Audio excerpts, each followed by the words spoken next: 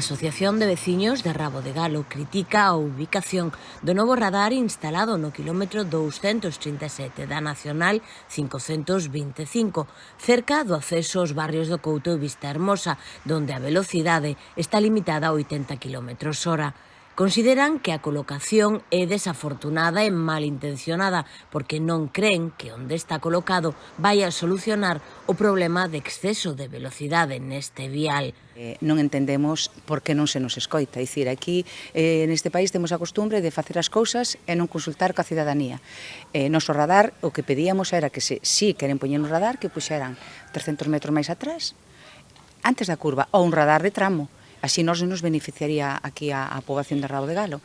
Así non nos beneficia nada. Nós pensamos que con afán recaudatorio, porque outro sentido non ten que coloquen o radar aí onde o colocaron.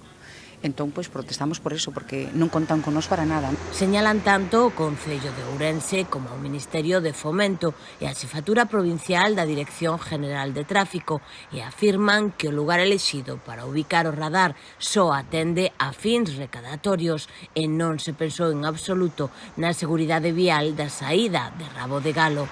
A veciñanza solicitara no seu momento retrasar 300 metros a actual posición do radar.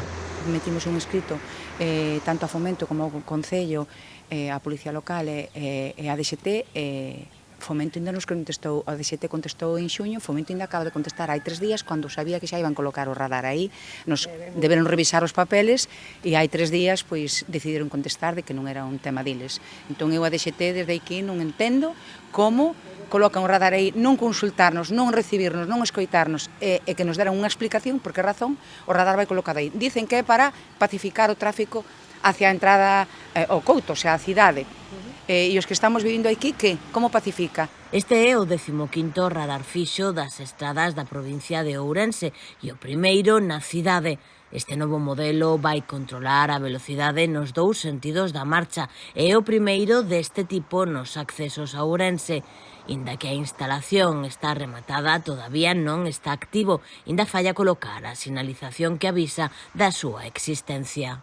Nos ahora reunirémonos e seguramente faremos algunha concentración, paralizar o tráfico ou non sabemos o que.